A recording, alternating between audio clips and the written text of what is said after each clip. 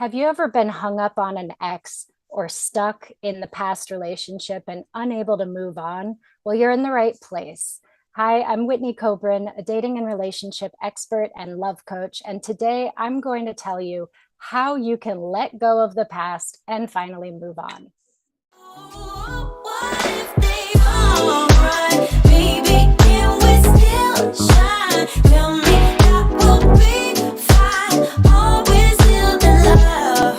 Hey, what if they alright? Baby, can we still shine? Tell me that will be fine. Always still in love.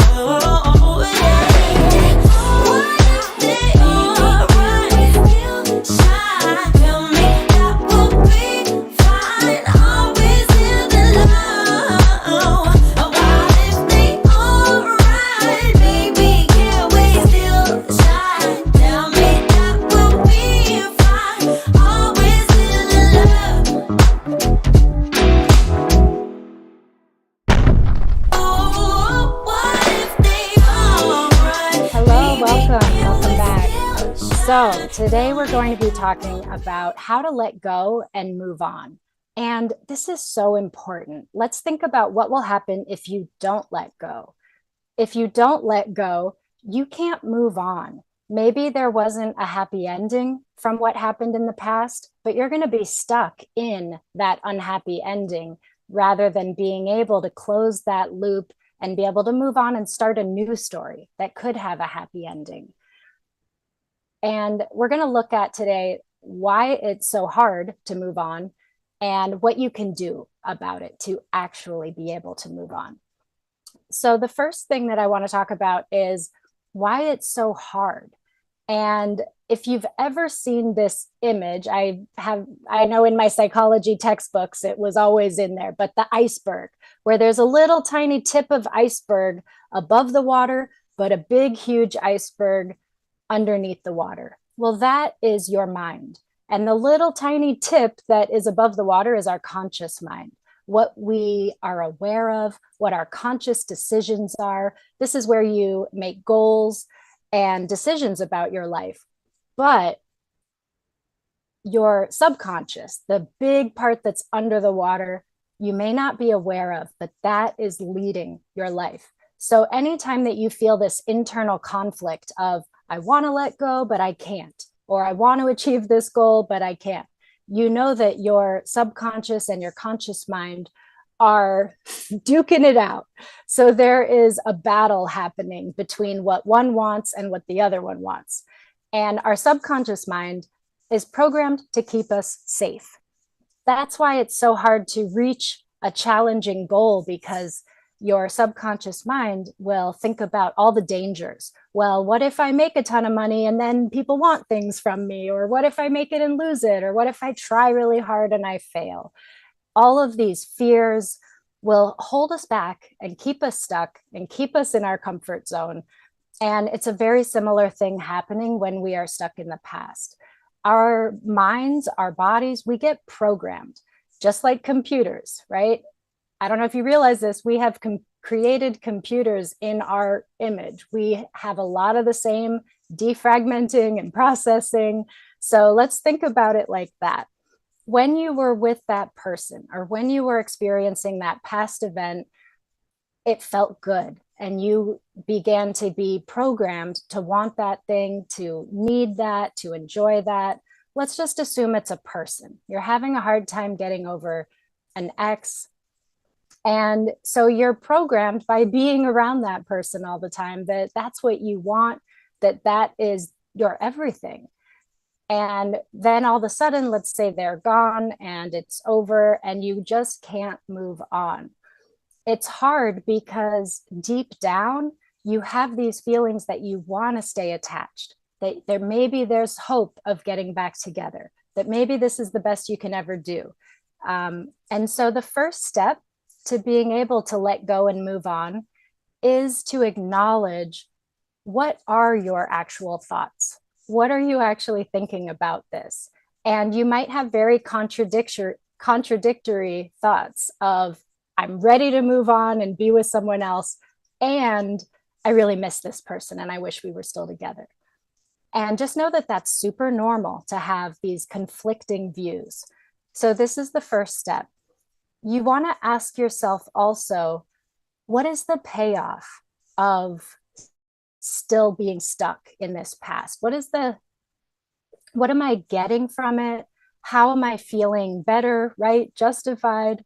So this might look like if I'm hung up on the past and I'm asking myself, what's the payoff? Maybe if you have kids, you really are trying to be with that person still because there's kids involved and you really want them to have the family.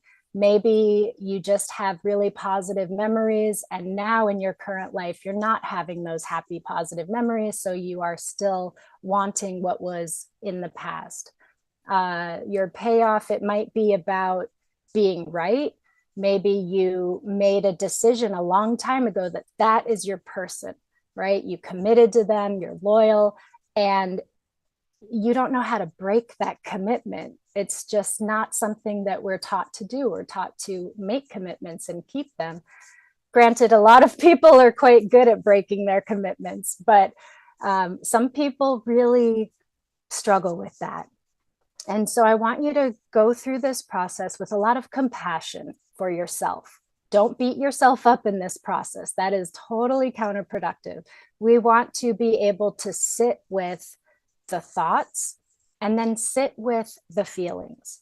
So when you are thinking about this, it might bring up uncomfortable thoughts, negative feelings. You might want to cry, you might get angry. But instead of just going around those or shoving them down or ignoring them or going and relying on your favorite coping mechanism, drinking, smoking, shopping, whatever it is, instead, you want to sit with that emotion. So, sitting with it means that you focus on it, you feel it, you let it give you all that feeling that you really kind of want to ignore. This is the first step, is just sitting with it. And then we can't just let go, right? If you've talked to other people and friends and family, they might just say, well, just let it go, move on, come on, let's go. And it's just not that simple. We need to process it. We need to get through this step. So after you are able to journal and write down all the thoughts around this thing, and then sit with the feelings that come up around that for a while, right? Maybe for some people in 5 minutes, they'll feel like they've been able to feel those feelings and process it. For other people, they could sit for an hour and maybe need some more time. It's a lot like meditation. I would recommend, if you have a hard time with silent meditation, to have some music, maybe even add some movement to this practice of just sitting with the emotion. And then you want to think about, of all those thoughts that came up, which ones are you ready to let go of? So this is where we connect the thoughts from the unconscious, subconscious mind to your conscious mind. In your conscious mind, you decide, okay, I realize that I'm hanging on to this because I think that there's still hope of getting back together. But I realize there is no hope. It's not going to happen. So you need to first give yourself permission. Say, I am going to move on from this. I am going to let go of this. If you never make that decision, it's going to stick with you and be really hard. So it's going to be important for you to decide, and no one else can decide this for you. And you can only do it when you're ready to do it. But it's a huge step to decide, I'm going to let go of this belief or this thought or this tie that is tying me to this person. And then you want to visualize letting it go. So thank it, because there's been some sort of payoff, right? It's given you hope, it's given you good feelings. Acknowledge that it was there for you, but you no longer need it. And visualize sending it away. Maybe you put it in a hot air balloon and watch it float away. Maybe you drop it into the middle of the ocean, like in Titanic. Maybe you light it on fire, send it in the mail, whatever it is. Uh, really visualize as clearly as you can saying goodbye to that belief. Another thing that you can do to make this more physical is to find an actual object that represents that person. Or maybe you just write on paper and let that paper represent this tie that's keeping you stuck and in the past, and then destroy it, rip it up. If you could safely, in a safe place, light it on fire, let it go. Um, there's a symbolic gesture to this, but it really does help us align what we're conscious of and what we're not conscious of. So we want to acknowledge what the feelings and thoughts are that are keeping us tied to it. Sit with that for a while, feel it, let it fully incubate and fully give you the message that it needs to give you, rather than pushing it down. Even if you have felt this a lot over years or months, it's important that you consciously decide to sit with that and then make a decision that you're ready to let it go, that you're ready to move on, state it out loud, and then visualize sending away this old tie. And then bring your attention to your heart and imagine your heart just coming back together and sealing up and healing. Imagine giving this healing energy to your heart. And when it comes to our energy, where your attention goes, your energy flows. So just imagining and putting your attention on your heart will allow your energy to go to your heart space, and just giving yourself some soothing touch, holding yourself, giving yourself a hug can be very nurturing when you're going through this kind of difficult letting go process. But you want to absorb all of the healing energy that you can, because it depends how you look at this. If you look at it like, oh my gosh, I'm letting something go, I'm so scared, I don't know what's going to happen, I need that, you'll be in this panicky state. And we don't want that. That's not going to be conducive to this healing process. So instead, bring all your attention to healing yourself and feeling good about this, being proud of yourself. You don't want to stay stuck in the past forever. Part of you does, but you know that there are better things out there for you. And in order to move on and create that happy ever after, it's important that we are able to let go, move on. And I'll say something also about forgiveness. Forgiveness is not for the other person, right? If somebody has wronged you, hurt you, left you, broke your heart, whatever they've done, it sticks with us, right? That heartbreak, that anger. But when we can, well, if we hang on to it, it's like you're taking poison, expecting them to die. You having this stress and this anxiety and this worry about it, even again, if it's not very often in your conscious mind, but it's still in the subconscious mind, you might be dealing with a lot of stress around this and not even realize it. So you want to also be able to forgive in the process of letting go. And forgiveness, again, it's not for the other person. It doesn't matter what they did, how horrific their acts were. If you keep holding on to your anger and resentment, that's only going to be poisoning you. So again, when you're ready, this is part of the process of letting go, is to forgive, to say, I forgive.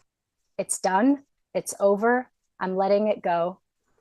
And then the next step is to solidify the new going forward and being able to move on. To solidify that, I want you to think of a thought that reinforces what you really want going forward, something that gives you hope. So some of the thoughts that you wrote down in the beginning might have been, I'd really love to be with my ex. They were the best. I'm never going to do any better. So we're letting all of those go. We're sending them away. And you want to replace it with something like, I'm excited for my future, or I know that moving on is the best thing, or I'm ready for my next step. Whatever it is, it should be something that is inspiring to you and reinforces your goals and where you want to go and what you want to do.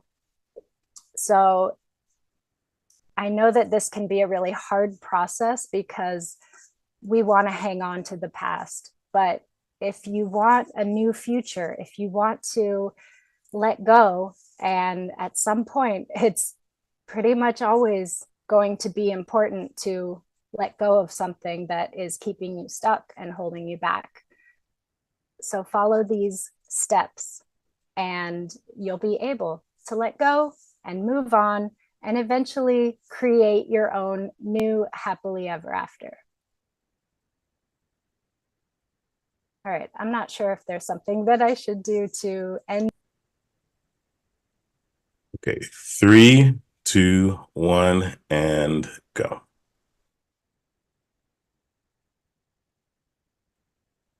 If you enjoyed the program today and got some benefit out of it, I would love to hear from you.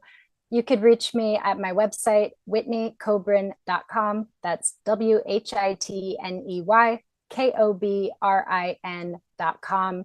And for ladies who are looking to improve their love life, their self-love, their dating, their relationship, I invite you to download my app. It's called Love Coach in My Pocket, and you can find it on Apple and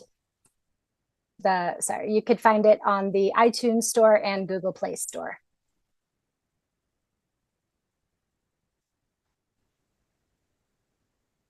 All right, 3, 2, 1, and go. If you enjoyed this program and if you got something beneficial from it, I encourage you to follow the program and also reach out to me through my website, whitneykobrin.com. That's WHITNEYKOBRIN. And if you are a lady who is looking for love or looking to improve your self-love or turn your love life around in some way, please download my app. It's Love Coach in My Pocket. And there are courses and community and lots of resources for you there.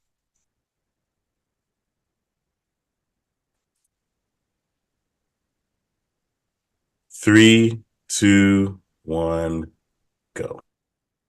Hi, are you single right now? And do you feel like people around you act like that's a disability? Are you sick of people giving you a hard time about being single when it's actually a choice and you're far better off being single than being in any kind of relationship that is unhealthy or draining of you? So that's what I want to talk to you today about, is the joys and unexpected delights of being single. I'm Whitney Kobrin, dating and relationship expert and love coach for women. And I hope you enjoy the program today. 3, 2, 1, go. Are you single and tired of the people around you acting like it's a disability, saying, "Oh, I'm so sorry, you'll find someone soon"? Blah. That's what I want to talk to you today about. I'm Whitney Kobrin, a dating and relationship expert and a love coach for women. And I want to talk about being single by choice and the unexpected delights of being single.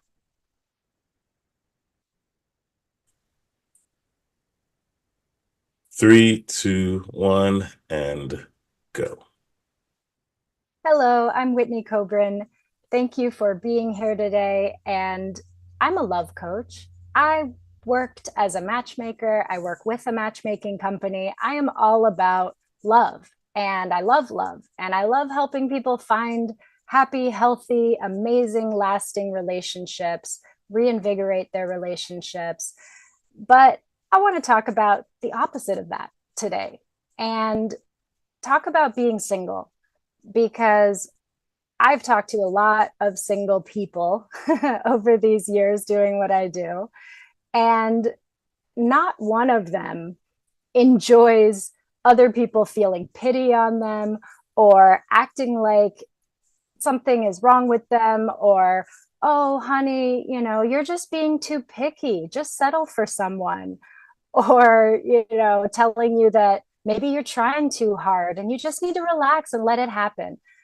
I will tell you that your perfect partner is never going to just show up in your living room when you're Netflix and chilling by yourself. No, it doesn't just happen for everyone. It does take some effort. It does take some work, and I bet you've tried the dating apps and websites. You've gone on blind dates. You've worked on yourself and read all the self-help books. Maybe you've gone to therapy or counseling. And if you're still single, I just want to say there's nothing wrong with you, like, at all.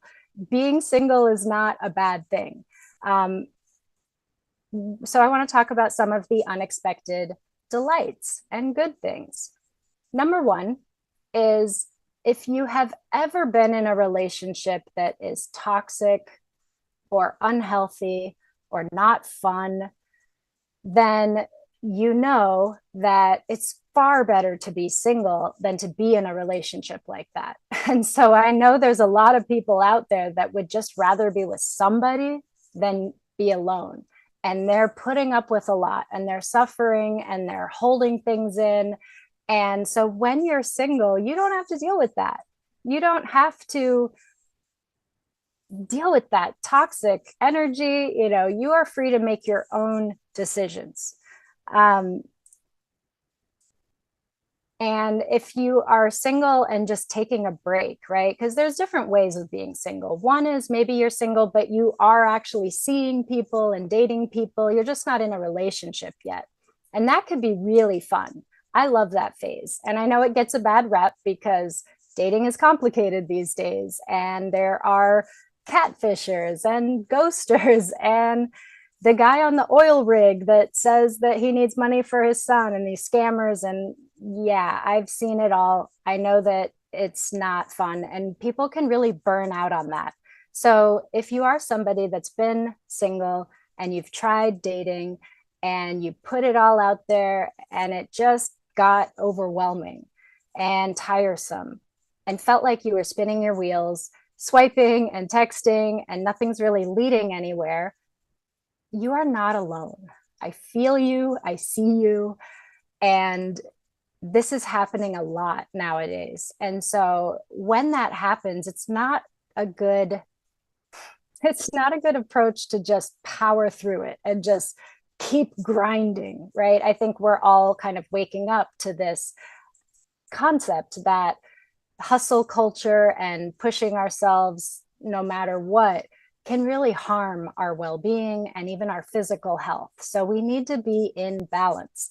So that means maybe you let up off of the dating apps and take a break and use that time for yourself, whether that means starting a new workout routine or starting a social activity, right? There are so many options. And just because somebody's single, it doesn't mean that they're lonely. And it certainly doesn't mean that they have to be lonely. You have friends and family, most likely. If not, there are so many ways now to meet new friends, to just find things online, find events through Facebook events or Meetup or Eventbrite, and go out and meet some people and hang out with people. And you don't have to feel lonely being single. And if you are single and looking, I encourage you to not only go to singles events and like looking for that person. Be open to making friends. I know when I met my late husband, it was because I had made some new friends on Meetup. And then I started hanging out with them. And then they invited me to their friend's party. And then I met more people there. And it just kind of happened as this chain of events. And so when you're too focused on one singular outcome, like I'm going to this speed dating event and I want to find my partner, then if that doesn't work out, you could end up really disappointed. So we want to take the pressure off, keep it kind of casual, allow yourself to be relaxed and be yourself, be authentic, be true to yourself and how you're feeling, and enjoy it. Enjoy yourself. It's like when someone really wants a baby, it's worth enjoying the time before the baby, because that's going to change a lot when all of a sudden you don't have time to yourself very often.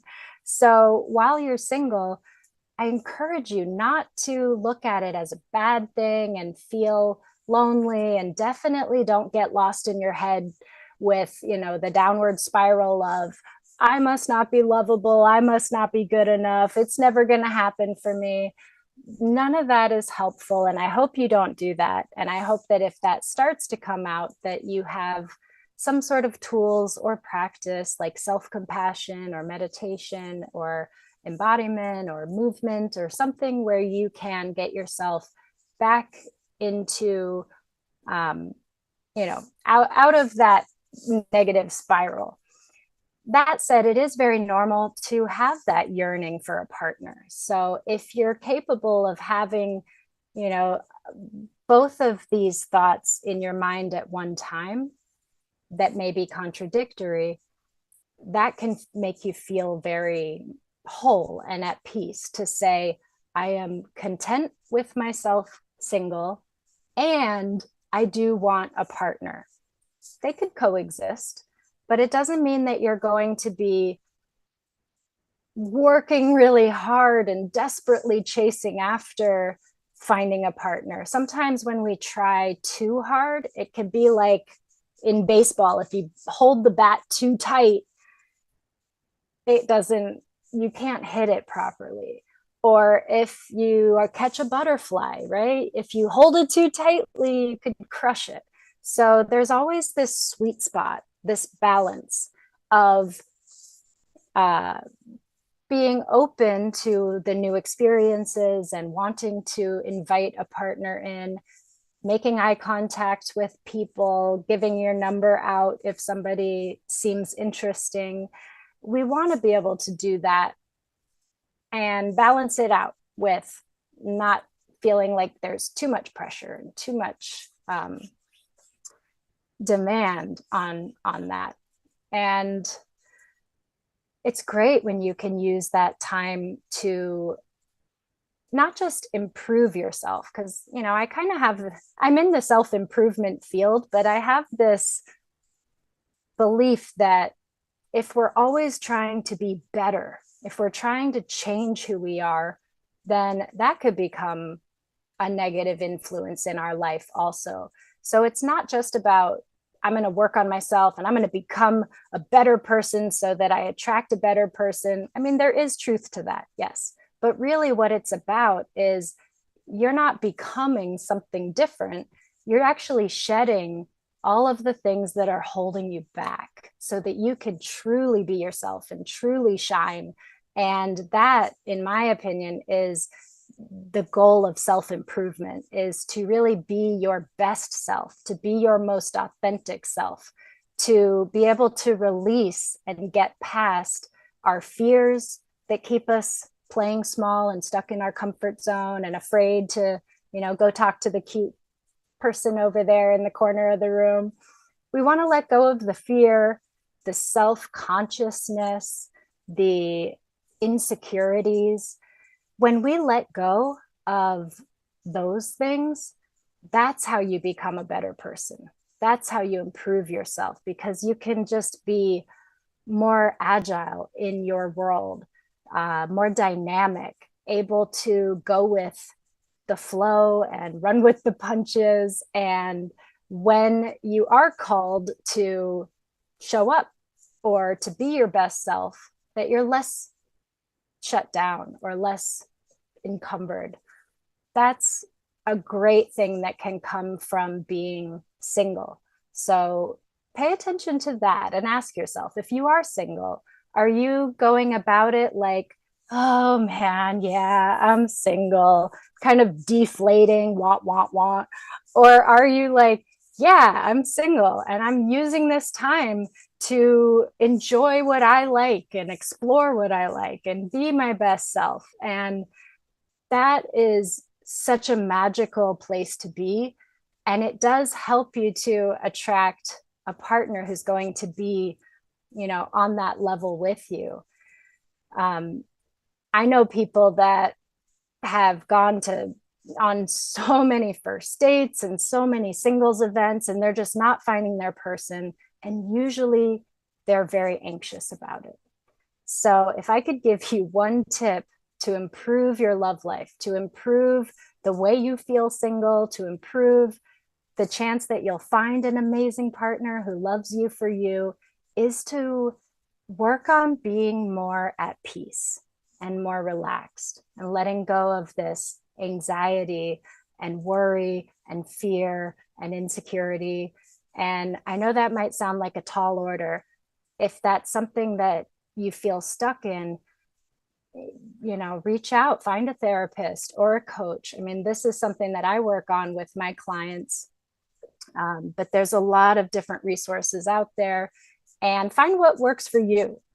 I know that meditation has amazing benefits that have been scientifically proven, and yet I know that meditation is not for everyone, but there are other options that you could do as well. So if you're not into meditation, maybe you do something with movement.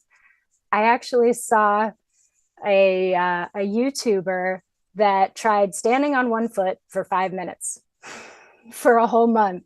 And she thought it was going to be ridiculous, but she actually was someone that couldn't just sit down and meditate and get much benefit from it. Overactive mind, was always getting in the way, just this antsiness in the body. But when she just tried standing on one foot for 5 minutes, it had all the benefits of what a meditation is. So keep trying new things, keep seeking answers. You really don't want to go into your love life, wherever you're at in that, with anxiety and worry and stress and fear. We want to be able to work through that. And communication really helps with that too. Maybe there is something that's weighing on you or something that is unknown, and that's why you're feeling anxious. So it helps to talk about it. It helps to be able to communicate with those around you, those that care about you, about what you need and how you feel. So this is a great tip that I give to people, even when they're dating and in relationships, that when we're dealing with conflict, conflict is actually an opportunity for intimacy. When we open up, when we're vulnerable, when we share with somebody how we're feeling and what we need, it actually creates more closeness. So there are tips and ways to do this, right? We don't have time to get into everything today. But really, what I want to focus on is, if you are single, there's nothing wrong with you. And you hopefully know that already. And I encourage you to live it up and enjoy it. Do what's healthy for you, do what's right for you.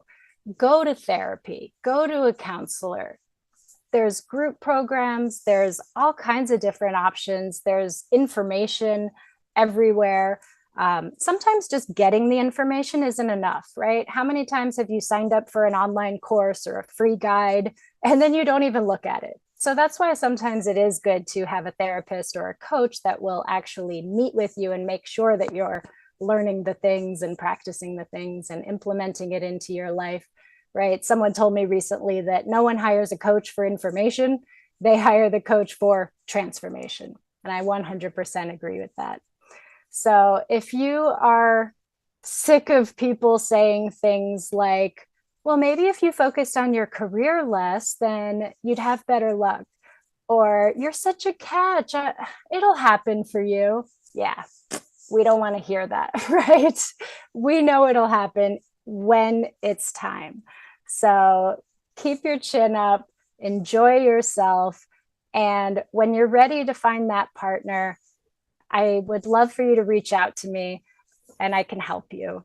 You can reach me at whitneykobrin.com or download my app, which is Love Coach in My Pocket. Thanks, and see you guys next time.